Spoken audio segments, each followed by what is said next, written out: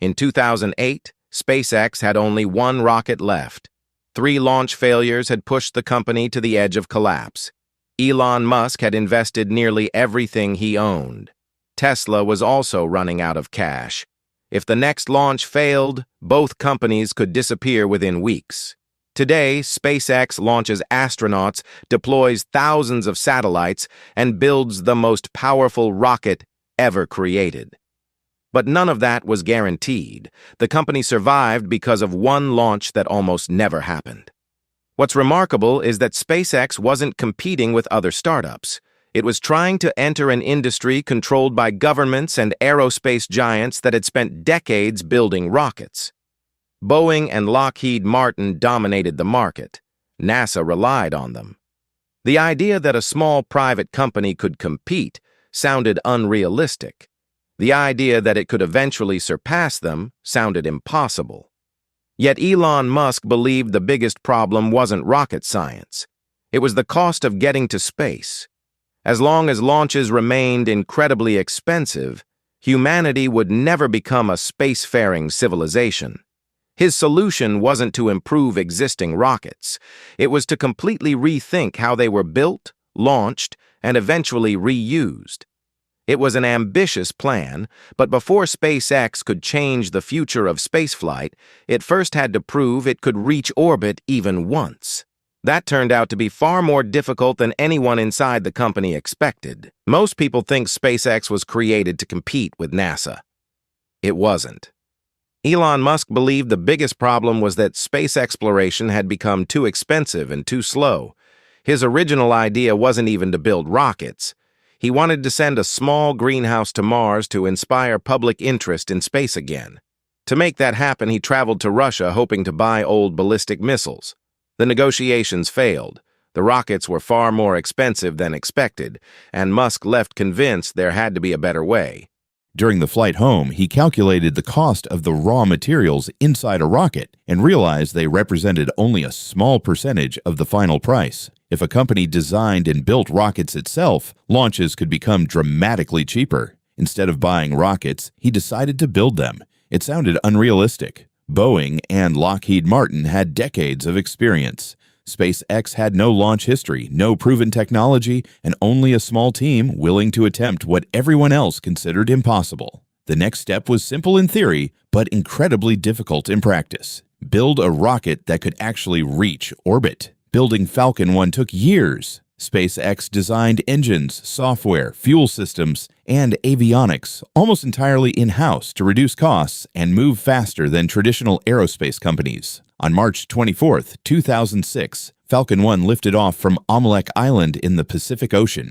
For a few seconds, everything looked perfect. Then a fuel leak caused an engine fire. The engine lost thrust. The rocket rolled out of control and crashed less than a minute after launch. The mission was over. Critics immediately claimed the failure proved private companies couldn't build orbital rockets. Investors became cautious. Inside SpaceX, the reaction was different. Engineers recovered every piece of flight data, identified the failed component, redesigned the system, and immediately began preparing the next launch. They believed the rocket wasn't fundamentally broken. They had simply found the next problem to solve. Less than a year later, Falcon 1 returned to the launch pad. Hundreds of improvements had been made, and the team believed the first failure was behind them. The rocket launched successfully and climbed higher than ever before. Then, during stage separation, the second stage ignited before the two stages had completely separated. They collided, the rocket lost control, and the mission ended in another failure. It was an even bigger disappointment because orbit had been within reach. Outside the company, confidence continued to fall. Many experts argued SpaceX would never succeed. Inside the factory, engineers once again analyzed every second of telemetry until they found the exact cause of the failure. The problem could be fixed, but engineering was no longer the biggest threat.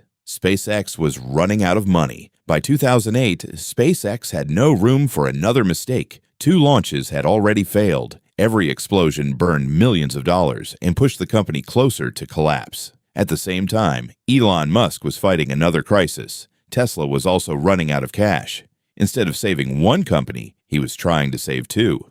The third Falcon 1 launch became far more than a test mission. It became a fight for survival. On August 3, 2008, Falcon 1 lifted off once again. The first stage performed exactly as planned. For the first time, it looked like SpaceX might finally reach orbit. Then just seconds after stage separation, the first stage made unexpected contact with the second stage. The collision sent the rocket spinning out of control. Minutes later, the mission was over. 3 launches, 3 failures. Outside the company, most people believed SpaceX was finished. Investors were losing confidence. Critics called the company a failure, and the media questioned whether a private space company could ever succeed. But the biggest problem wasn't the headlines. It was money. Elon Musk later revealed that SpaceX had enough funding for only one more launch. If Falcon 1 failed again, the company would shut down. There would be no 5th attempt, no Falcon 9, no reusable rockets, no Dragon spacecraft. Everything depended on one final launch, and this time,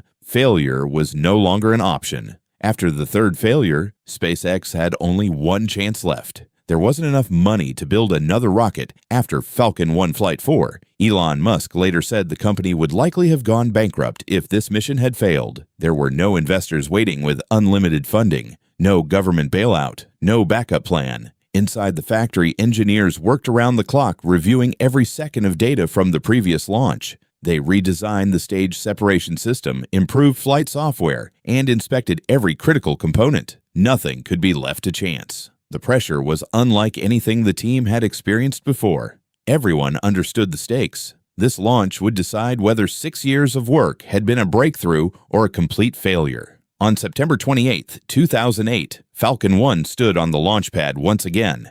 The countdown began. The engines ignited. The rocket lifted off. Mission control remained completely silent. The first stage completed its burn. Stage separation worked perfectly. The second stage ignited. For the first time in the company's history, everything continued exactly as planned. Seconds passed, then minutes. Falcon 1 reached orbit. SpaceX had done what almost everyone believed was impossible. It became the first privately funded company to successfully launch a liquid-fueled rocket into Earth orbit. Engineers jumped from their seats. Some hugged. Others simply stared at the screens in disbelief. Years of failures had ended with one successful launch. But reaching orbit didn't solve SpaceX's biggest problem. The company had proven it could build rockets. Now it had to prove it could survive as a business. Just weeks after Falcon 1 reached orbit, everything changed. NASA had been searching for private companies capable of delivering cargo to the International Space Station after the Space Shuttle program was scheduled for retirement. Until then, SpaceX had been seen as an ambitious startup with 3 failed launches and 1 success.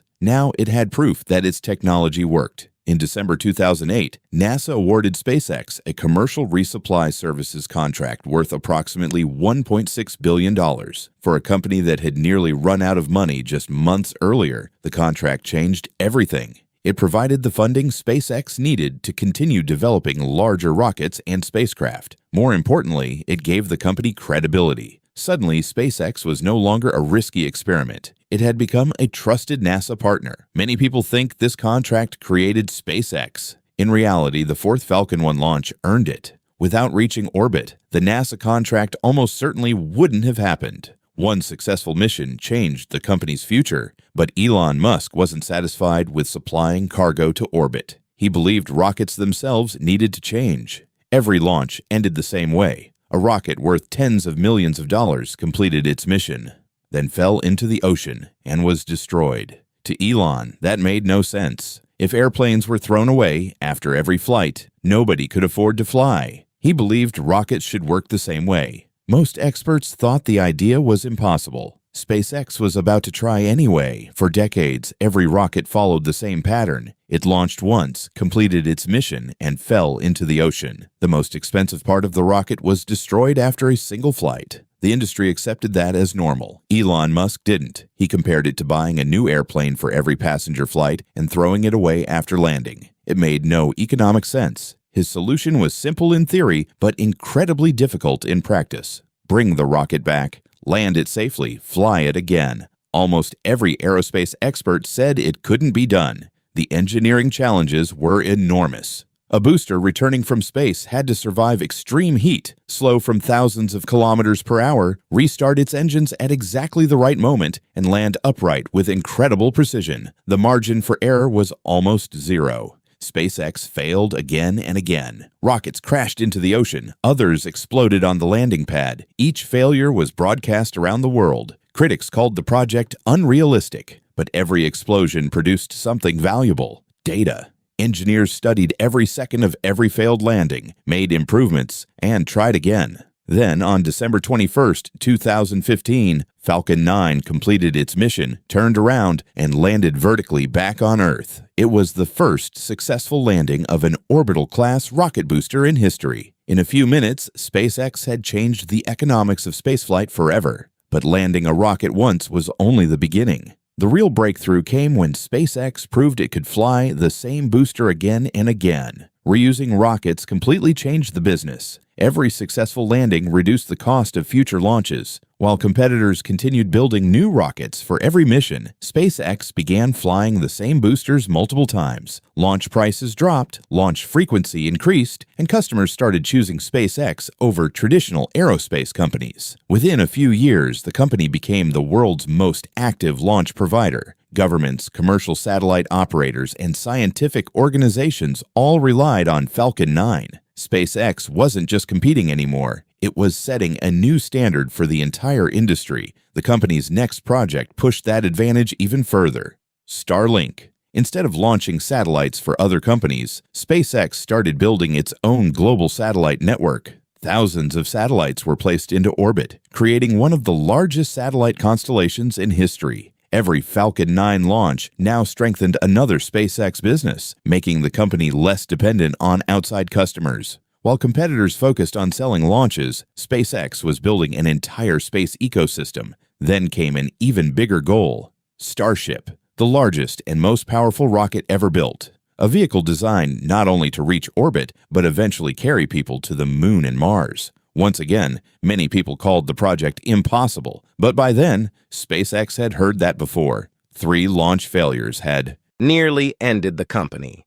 Instead, they became the foundation for everything that followed. Looking back, it's hard to believe how close SpaceX came to disappearing. One more failed launch, and the company likely wouldn't exist today.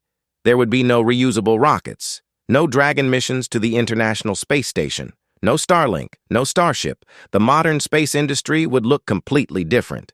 SpaceX didn't succeed because everything went according to plan. It succeeded because every failure became a lesson instead of the end. 3 explosions forced the company to redesign, improve, and keep moving forward when almost everyone expected it to quit. That's the lesson hidden inside this story. The companies that change industries aren't the ones that never fail. They're the ones that learn faster than everyone else. Today, SpaceX launches more rockets than any other company in the world and continues pushing toward one goal that still sounds impossible to many people: making humanity a multiplanetary species. Whether that dream becomes reality remains to be seen. But one thing is already certain: SpaceX didn't just build rockets. It changed the economics of spaceflight and forced an entire industry to rethink what was possible. If you enjoyed this documentary, don't forget to like the video and subscribe for more stories about the companies that changed the world. And here's a question for you.